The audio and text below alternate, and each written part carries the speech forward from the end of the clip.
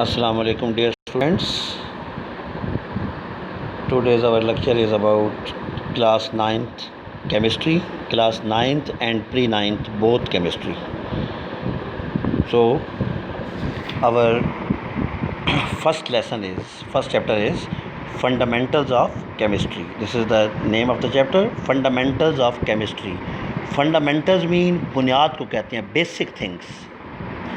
और केमिस्ट्री देखिए, केमिस्ट्री में केमिकल रिएक्शन है, केमिस्ट्री में केमिकल रिएक्शन होते हैं। फॉर एग्जांपल एक चीज़ दूसरी में कन्वर्ट, दूसरा वाटर है, वाटर को जब आप हीट करेंगे तो वाटर लिक्विड फॉर्म में होता है, वेपर्स बन के उड़ जाएगा, वो गैसियस फॉर्म में कन्वर्ट हो जाएगा। तो वो एक फॉर्म से दूसरे फॉर्म में जो चेंज आती है उसे केमिस्ट्री कहते हैं। इसमें फ़िज़िकल चेंज और केमिकल चेंजेस, फ़िज़िकल चेंजेस और केमिकल चेंजेस दोनों एग्जिस्ट करती हैं केमिस्ट्री के अंदर। तो ब्रांचेस ऑफ केमिस्ट्री हम स्टार्ट करेंगे। जो फर्स्ट टॉपिक है इसका, ब्रांचेस ऑफ केमिस्ट्री। देखिए सबसे पहले तो आप देखें ना, केमिस्ट्री मैंने अभी आपको बता दिया कि केमिस्ट्री को जब आप डिफ़ाइन करेंगे तो कैसे करेंगे। Chemistry is defined as the science that examines the materials of the universe and changes that these materials undergo. अब देखिए मटेरियल्स क्या होते हैं, मैटर, मटेरियल्स मैटर होते हैं। Matter anything that has mass and occupies space, कोई भी चीज़ जो जगह घेरे या जिसका कोई मैस हो, वज़न हो, उसे हम क्या कह देते हैं, उसे हम कह देते हैं कि ये मैटर है या मटेरियल थिंग है। फॉर एग्जांपल वाटर देखें, उसका वेट भी होगा और वो जगह भी घेरेगा। कोई भी चीज़ है, ह्यूमन बीइंग, हम जहाँ बैठते हैं वहाँ जगह भी घेरेंगे, हमारा वेट भी है। कोई भी चीज़ होगी, चेयर, टेबल, कोई भी चीज़ है, ये सारे, ऑक्सीजन गैस कोई है, ये सारे मैटर में आते हैं। सॉलिड, लिक्विड, गैस, ये मैटर की तीन स्टेट्स हैं, हम कहते हैं स्टेट्स ऑफ मैटर। तो ये तीन है, सॉलिड इसमें होता है, लिक्विड होता है या गैस होता है। ये तीनों स्टेट्स पे जितनी इनसे बनी हुई चीज़ें हैं सारी की सारी वो मैटर में आती हैं। तो यूनिवर्स के अंदर जितनी मटेरियल थिंग्स हैं उनको जो हम एग्ज़ामिन करते हैं, उनका जो हम जायज़ा लेते हैं, ठीक है, और उनमें फिर जो चेंजेस आती है, जैसे मैंने आपको बताया कि हम फ्रीज़र में रखते हैं, लिक्विड रखते हैं फ्रीज़र में, तो वो सॉलिड बर्फ़ बन जाती है, तो वो लिक्विड किस में कन्वर्ट हो गया, सॉलिड फॉर्म में, ठीक है ना। तो ये फ्रीजिंग ये क्वांटिटी है, इसे फ्रीजिंग कहते हैं, ये एक टर्म है इसकी केमिस्ट्री की। तो केमिकल चेंज या फिज़िकल चेंज जब किसी चीज़ में आ जाए, किसी मटेरियल थिंग में आ जाए जो कि सॉलिड, लिक्विड या गैसेज हैं, उन्हें हम क्या कहेंगे, केमिस्ट्री कहेंगे। अब केमिस्ट्री की ब्रांचेस देखें, पहली ब्रांच है फिज़िकल केमिस्ट्री।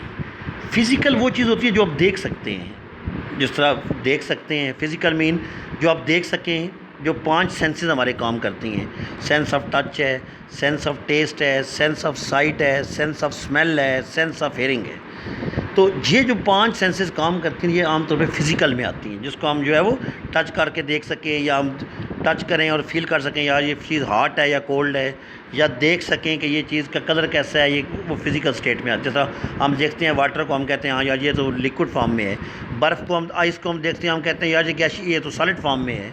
वेपर्स को देखते हैं, हम कहते हैं यार ये तो स्टीम, जिस तरह धुआं जा रहा होता है ऊपर, स्मोक, स्टीम बन रही होती है, हम कहेंगे यार ये तो स्टीम है, ठीक है। तो ये सारी फिज़िकल केमिस्ट्री में आती हैं, जिसमें लॉज और थ्योरीज़ को अंडरस्टैंड करते हैं, और फिर उसमें जो चेंजेस आती हैं, लॉज और theories to understand the structure and changes of matter में फिर जो चेंजेस आएंगे, मैंने बताया सॉलिड से लिक्विड वो मेल्ट हो जाता है, फिर लिक्विड से सॉलिड वो फ्रीज़ हो जाता है। तो ये सारी चीज़ें को इनको हम क्या कहते हैं, थिंग्स को हम फिज़िकल केमिस्ट्री कहते हैं। फिर नेक्स्ट हमारा है सेकंड ब्रांच है ऑर्गेनिक केमिस्ट्री। ऑर्गेनिक केमिस्ट्री की वो ब्रांच है जिसमें हम डील करते हैं कार्बन कंटेनिंग कंपाउंड, जिसमें हम कार्बन के कंपाउंड्स को स्टडी करते हैं।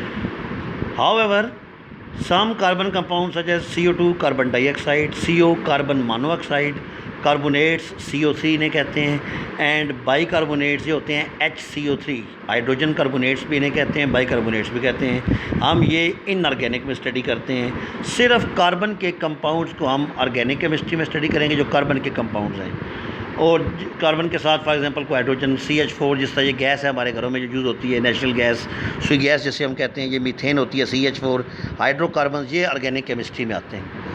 और बाकी जो CO2 है, कार्बन के अलावा जो ऑक्सीजन आ गया या इस किस्म के जो बाकी एलिमेंट्स साथ अटैच होते हैं, वो फिर इनऑर्गेनिक केमिस्ट्री में आ जाते हैं। नंबर 3 है inorganic chemistry. Inorganic chemistry is a branch of chemistry that deals with elements and their compounds except organic compounds. Organic compounds are compounds of carbon. Organic compounds वो compounds होंगे जिनमें carbon होती है। तो ऑर्गेनिक कंपाउंड्स के अलावा जो बाकी कंपाउंड्स हैं जिनमें कार्बन के अलावा बाकी चीज़ें भी होती हैं, उनको जब हम स्टडी करते हैं तो वो इनऑर्गेनिक कंपाउंड्स में आ जाती हैं। फिर नेक्स्ट हमारी है biochemistry.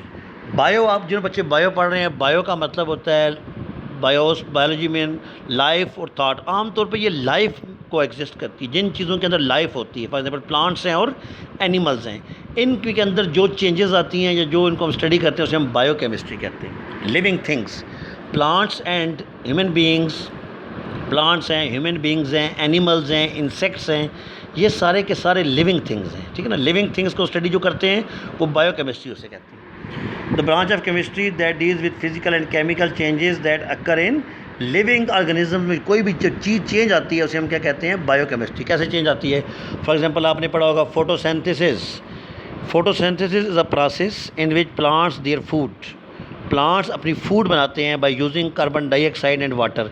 Plants carbon dioxide air से लेंगे, वाटर ज़मीन से लेंगे और फूड बना देंगे। उस फूड को हम ग्लूकोज कहेंगे, तो ये एक चेंज आ गई है, इसके लिए हम इसे क्या कहते हैं, ये बायोकेमिस्ट्री है, जो कि लिविंग थिंग में चेंजेस आती हैं। फिर आ गया इंडस्ट्रियल केमिस्ट्री। देखिए इंडस्ट्री में सभी चीज़ें बनती है, सीमेंट इंडस्ट्री है, आयरन इंडस्ट्री होती है, फिर केमिकल इंडस्ट्री है जिसमें हम केमिकल ये एसिड बनाते हैं, सल्फ्यूरिक एसिड बनता है, नाइट्रिक एसिड बनता है, ये सारी चीज़ें जो इंडस्ट्री के अंदर बनती हैं हमें इंडस्ट्रियल केमिस्ट्री कहते हैं। Branch of chemistry that deals with the method and use of technology, जिसमें यूज़ करते हैं और लार्ज स्केल पे हम चीज़ें बनाते हैं। इंडस्ट्री के अंदर बड़े पैमाने, जो सीमेंट है बहुत बड़े पैमाने पे सीमेंट के बैग्स क्रिएट वहाँ पे प्रिपेयर होते हैं, तो उसे हम इंडस्ट्रियल केमिस्ट्री कहते हैं, जिसमें टेक्नोलॉजी मशीन्स के ज़रिए हम कोई जो है वो चीज़ प्रोड्यूस कर सकें, उसे हम कहते हैं। उसके बाद नेक्स्ट देखें, नेक्स्ट जो हमारा टर्म आएगी वो आ जाएगी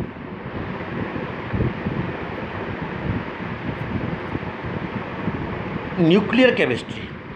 न्यूक्लियस जो होगा बेटा, न्यूक्लियस के अंदर आपको पता है प्रोटॉन और न्यूट्रॉन न्यूक्लियस के दरमियान में होते हैं। न्यूक्लियस मतलब न्यूक्लियस के अंदर प्रोटॉन और न्यूट्रॉन होते हैं, एटम का जो न्यूक्लियस होता है, और इलेक्ट्रॉन जो होते हैं they revolve around the nucleus.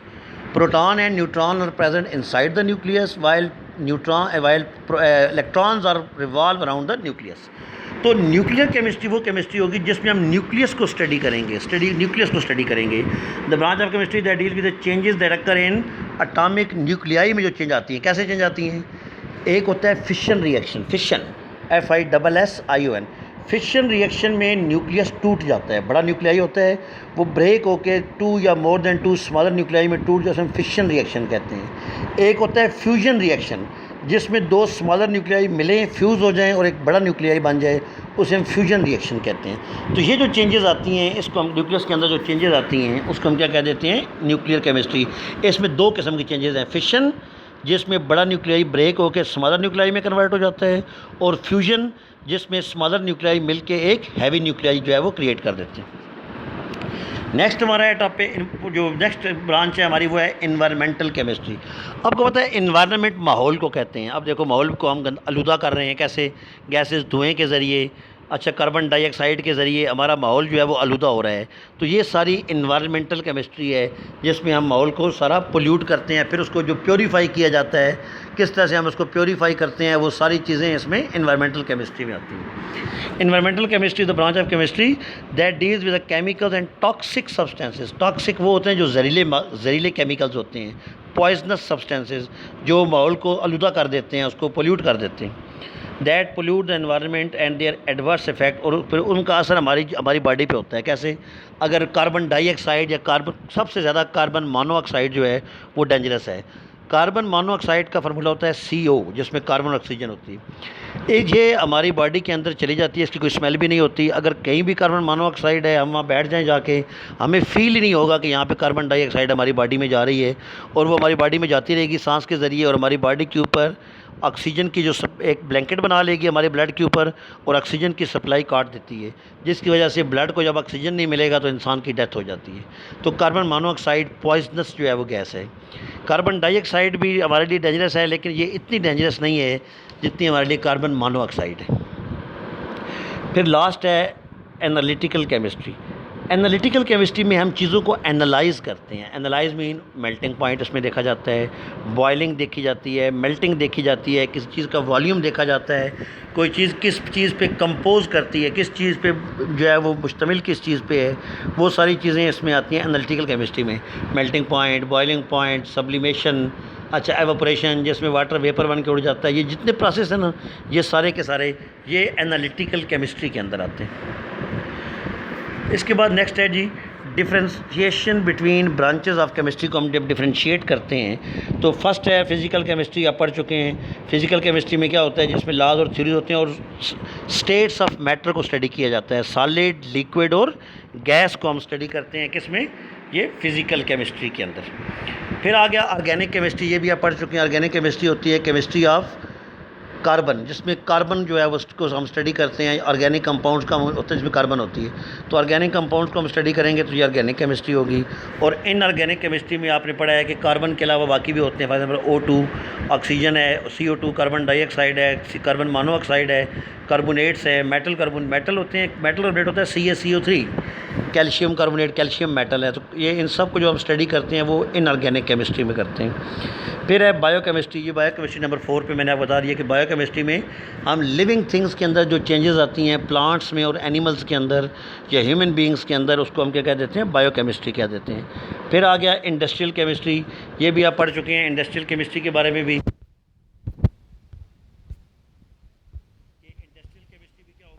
इसमें भी हम इंडस्ट्री में बने जितनी चीज़ें बनती हैं, एसिटिक एसिड है, कोई भी एसिड है, सल्फ्यूरिक एसिड है, ये सारी चीज़ें जो बनती है इसे हम इंडस्ट्रियल केमिस्ट्री कहते हैं।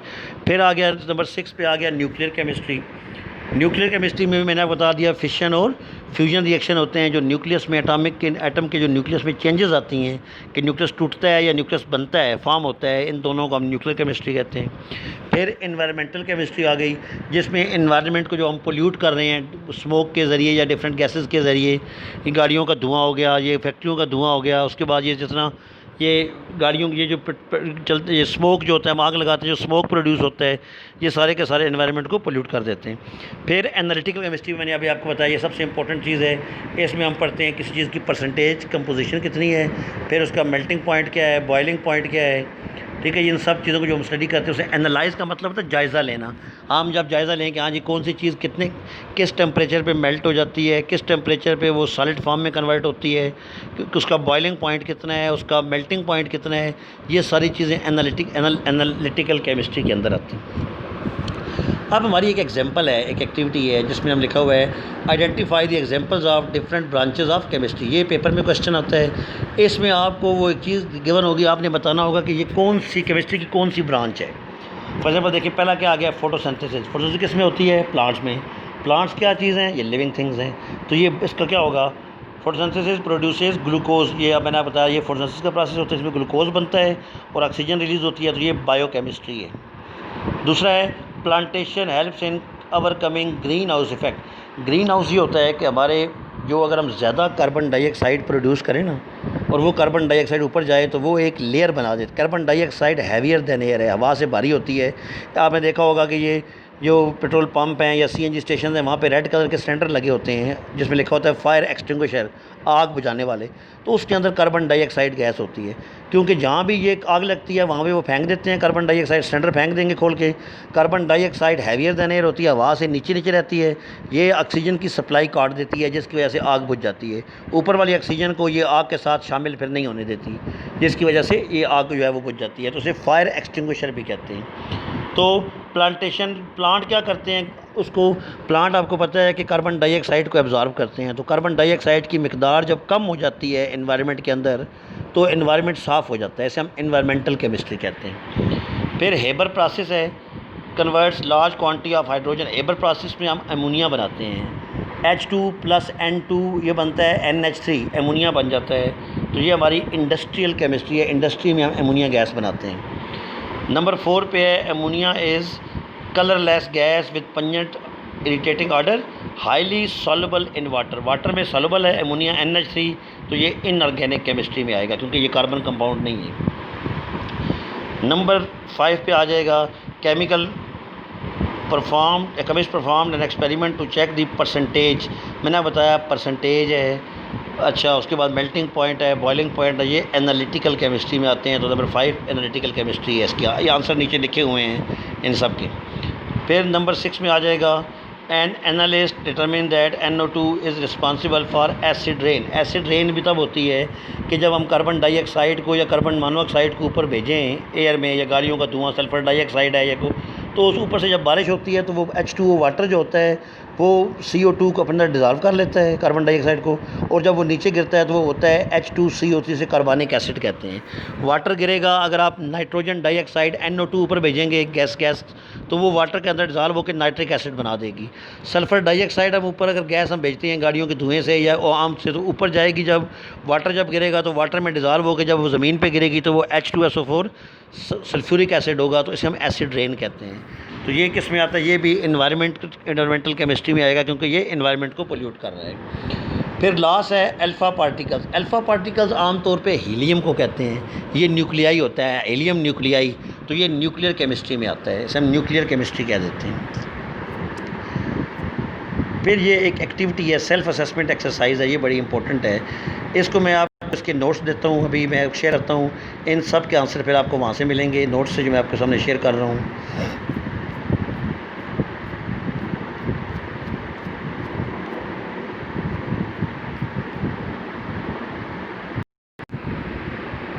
जी, ये आ गई आपके सामने सेल्फ असेसमेंट एक्सरसाइज 1.1। इसमें आप देखें, hair contains a special class of proteins. अब देखो, हेयर किसके होते हैं? ह्यूमन बींग्स के होते हैं, ठीक है। तो ह्यूमन बींग लिविंग थिंग्स में आते हैं, एनिमल्स के भी हेयर होते हैं, तो ये बायोकेमिस्ट्री इसका आंसर आएगा। फिर acetylene, the simplest hydrocarbon that contain carbon carbon triple bond. Carbon जो जिसके अंदर होती है उसे हम ऑर्गेनिक केमिस्ट्री कहते हैं, तो ये ऑर्गेनिक केमिस्ट्री है। नंबर 3 पे आ जाएँ, लेड इज़ अ पिगमेंट बनते हैं इंडस्ट्री के अंदर। लेड्स गैलेना होता है, लेड सल्फाइड है, तो ये सारे इंडस्ट्री में बनते हैं, तो ये इंडस्ट्रियल केमिस्ट्री में आ जाएगा। नंबर 4 पे है sulphuric acid weaker then hydrochloric acid, identify the branch. अब ये वीकर है, स्ट्रॉन्गर है, बॉइलिंग पॉइंट, मेल्टिंग पॉइंट, ये सारे के सारे एनालिटिकल केमिस्ट्री में आ जाते हैं, तो ये एनालिटिकल केमिस्ट्री इसका आंसर है। उसके बाद नंबर 5 पे है gases can be compressed by applying pressure, identify the branch of. अब देखो ना, मैंने बताया था सॉलिड लिक्विड गैस, ये फिज़िकल केमिस्ट्री के अंदर आती हैं, क्योंकि ये स्टेट्स ऑफ मैटर हैं, तो ये फिज़िकल केमिस्ट्री इसका आंसर होगा। नंबर 6 में है some examples of complete protein food meat milk. ये हम कहाँ से लेते हैं? एनिमल से। और की जो स्टडी है या ह्यूमन बींग्स की, उसे हम क्या कह देते हैं? बायोकेमिस्ट्री, तो इसका आंसर बायोकेमिस्ट्री है। नंबर 7 पे आ जाएँ, elemental radium decayed by emitting particle. Decay होता है टूटना, एलिमेंटल रेडियम एक एलिमेंट है, ये जब टूटता है तो उसमें से क्या होता है? एक से इसमें से वो कुछ निकलते हैं, पार्टिकल्स निकलते हैं, तो ये न्यूक्लियाई है। ये न्यूक्लियस टूटता है तो पार्टिकल्स निकलते हैं, तो ये न्यूक्लियर केमिस्ट्री के अंदर आ जाएगा। और इसका लास्ट जो नंबर 8 है, वो calorimeter is a device that measure the amount of heat. सब अब हीट मेजर करें, परसेंटेज मेजर करें, फ्रीजिंग, मेल्टिंग, ये जितनी भी चीज़ें हैं सारी, cooling, emit as on cooling, कोई चीज़ कूल कर रहे हो, हीट कर रहे हो, ये सारी एनालिटिकल केमिस्ट्री के अंदर आती हैं। तो ये सेल्फ असेसमेंट एक्सरसाइज है, ये आपकी बुक में भी है, इसको आपने अपनी नोटबुक्स पे सॉल्व करना है। और साथ ये जो एक्टिविटी आपने की है एग्जाम्पल 1.1, इसको भी आपने जो है वो नोटबुक्स पे लिखना है। और branch define chemistry and branches of chemistry, इसको भी आपने अपनी नोटबुक्स के ऊपर लिख लेना है। तो ये कंप्लीट, ये तकरीबन काफ़ी हद तक आपका पोर्शन कंप्लीट हो गया है। इस पोर्शन में एक क्वेश्चन पेपर में ज़रूर पूछा जाता है, तो 9th के बच्चे भी इस वीडियो को देखें, क्योंकि उनकी इसमें प्री 9th के साथ, मैं 9th का इसलिए कह रहा हूँ कि उनकी रिवीजन हो जाएगी 9th की साथ शुरू वाले चैप्टर्स की, और आगे चैप्टर्स भी मैं उनको साथ साथ कराता जाऊँगा। तो साथ साथ रिवीजन के लिए भी उनका ये जो साथ है, प्री 9th वाले भी पढ़ लेंगे इसको, और साथ 9th की रिवीजन भी हो जाएगी। चलिए ठीक है, अल्लाह हाफिज़, टेक केयर।